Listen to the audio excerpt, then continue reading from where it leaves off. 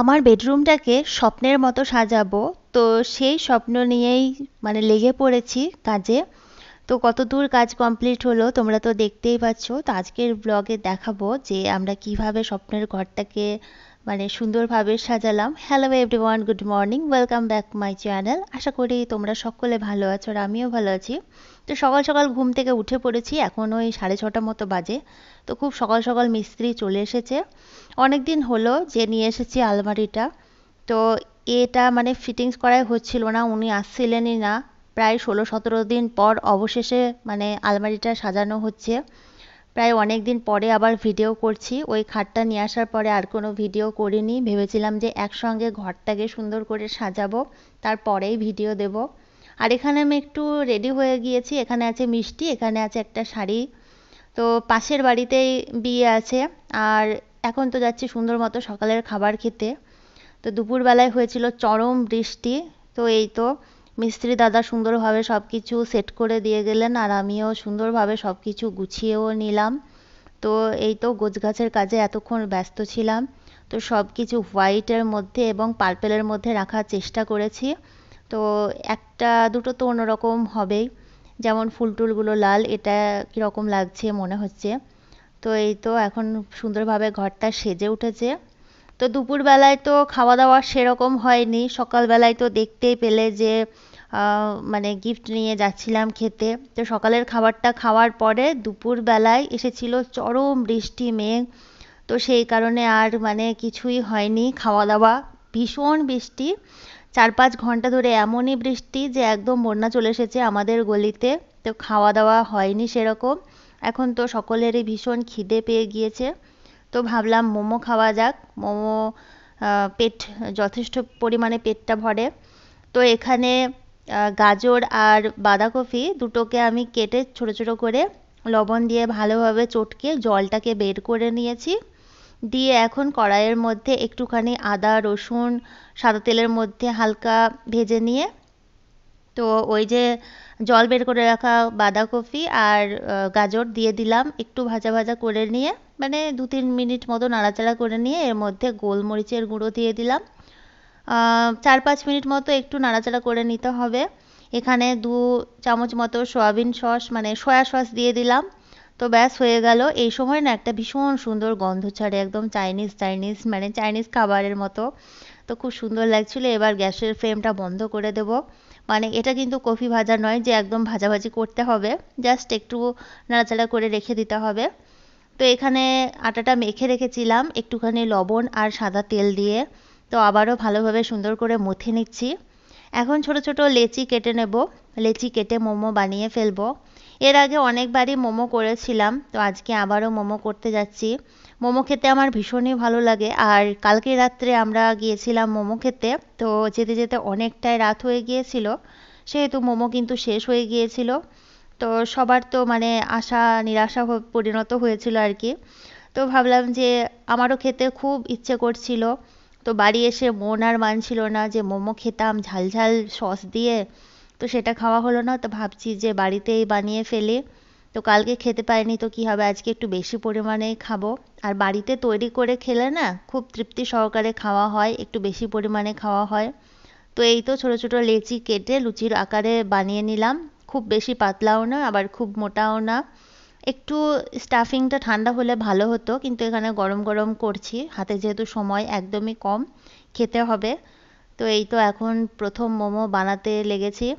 তো এই তো এখন সুন্দর করে প্রথম মোমোটা বানিয়ে ফেলছি। আর এই তো এরকম করে মোমোগুলোকে প্রত্যেকটা মোমো আমি বানিয়ে ফেলবো। তো আরেকটাও বানিয়ে নিয়েছি। একদম পাতলা করেও না আবার মোটা করেও না, মিডিয়াম আকারে লুচি বেলার মতো বেলতে হবে। তো এখানে আবারও এই যে দ্বিতীয় মোমো রেডি হয়ে গেল। তো বেশ অনেকগুলো মোমো এখন রেডি হয়ে গিয়েছে, আরও মোমো বাকি আছে করতে। তো এখন গামলার মধ্যে একটু গরম জল বসিয়ে দিলাম, জলটা গরম হয়ে গিয়েছে। এখন এই যে ঝুড়িগুলো আছে আমার কাছে, মোমো বানানো কোনো জিনিস নেই আমার কাছে, তো এই দিয়েই বানিয়ে ফেলবো। এর আগেও কিন্তু করেছিলাম, যথেষ্ট ভালোই হয়, খুব একটা খারাপ হয় না, দোকানের মতোই হয়। কারো কাছে মোমো করা যদি জিনিস না থাকে এরকম ঝুড়ি দিয়েও চলে যাবে। তো প্রথম ব্যাচ মোমো আমি এর মধ্যে দিয়ে দিলাম। তো অনেকটা সময় ধরে হবে, প্রায় 15-20 মিনিট ধরে। তো এদিকে হতে থাক আর আমি ওদিকে বাদবাকি মোমোগুলো বানিয়ে ফেলবো সেই সময়ের মধ্যে। আর মোমো খাওয়া যে ওই সসগুলো হয়, এদিন মলে গিয়েছিলাম সেখান থেকে নিয়ে এসেছি। ওটা দিয়ে খেতে না ভীষণ ভালো লাগে, একদম ঝাল ঝাল আদা রসুন ফ্লেভার আসে। ওই সসটা দিয়ে আবার পিৎজাও বানানো হয়, পিৎজা মোমো এইসবের জন্যই তৈরি। তো এই তো একটা ঢাকনা দিয়ে ঢেকে দিলাম আর গ্যাসের ফ্লেমটা একদম লো করে দিলাম। এখন 15-20 মিনিট ধরে হতে থাক। 15 মিনিট হয়ে গিয়েছে। তো আমি দেখতে এলাম যে মোমোগুলো কীরকম হয়েছে। দেখতে পাচ্ছ সাইজে অনেকটা পরিমাণে বেড়েও গিয়েছে। তো ভাবছি যে আর 5 মিনিট রেখে দিই। তো ঢাকা চাপা দিয়ে আবারও 5 মিনিট পর চলে এলাম মোমোগুলোকে তুলে নিতে। এখন মোমোগুলো একদম পারফেক্ট হয়েছে, আরও বড় আকারে পরিণত হয়েছে মোমোগুলো, আর খুব সুন্দর উঠে যাচ্ছে একটা একটা করে। এগুলো করার পর তেল মাখিয়েও তোমরা দিতে পারো। তাছাড়া যে আটা মাখা হয়, ও আটা মাখার সময় যদি সাদা তেল ব্যবহার করতে পারো তাহলে আর তেলের ব্যবহার করা দরকারই হবে না, এরকম সুন্দরভাবে উঠে যাবে। তেল না দিলে কিন্তু খুব একটা সুন্দরভাবে উঠতে চায় না। এর আগে আমি দেখেছি তেল না দিয়ে একদম লেগে লেগে যায়। তো প্রত্যেকটা মোমো আমার হয়ে গিয়েছে, বাদবাকি মোমোগুলো বানিয়ে ফেলেছি। এখন খাওয়া দাওয়ার পালা। হাজব্যান্ডও বাড়ি চলে এসেছে, ছেলেও বাড়ি চলে এসেছে টিউশন থেকে। এখন সবার খুব জোর খিদে পেয়ে গিয়েছে, ও দুপুরে ওইরকম কাণ্ড মানে খাওয়া দাওয়া খুব একটা হয়নি। তো এখন সকলে মিলে খেয়ে নেব। তো দ্বিতীয়বার মোমোগুলো বসিয়ে দিলাম। আর এদিকে আরেকখানা নাড়ু মতো করেছিলাম, মানে হেলদি নাড়ু আর কি বলতে পারো। এখানে ছোলা ভাজা, বাদাম ভাজা, কাজু বাদাম, এখানে আমন্ড বাদাম মানে ভেজে ছোটো ছোটো করে কুচি করে নিয়েছি। এখানে আছে তিল, কালো তিল। এই তিলটাকেও আমি ভেজে যতদূর পেরেছি খোসা তুলে নিয়েছি। এখন কড়াই গরম করে একটুখানি আখের গুড় দিয়ে দিচ্ছি। এটা পুরো হেলদিভাবে করছি, গুড় দিয়ে করছি। এখানে খেজুর ম্যাশ করেও করা যেতে পারতো। এখন গুড়টা ভালোভাবে গরম হয়ে গিয়েছে, এখন সব কিছু উপকরণ আমি এর মধ্যে দিয়ে দেব। এটা একদম হেলদি মানে নাড়ু হবে আর কি বলতে পারো। একটা করে খেলেই শরীরে খুব শক্তি চলে আসবে। তো ছেলেরা যদি না খেতে চায় তো এভাবে খাওয়ালে ওরা কিন্তু খুব ভালোভাবে খেয়ে নেয়।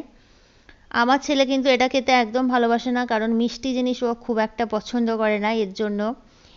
তো যাই হোক ধরে বেঁধে খাওয়াতে হবে। তো এখানে থালার মধ্যে বেড়ে নিয়েছি, এখন আমি গোল গোল করে নেব। হাতে একটু তেল দিয়ে দিলাম।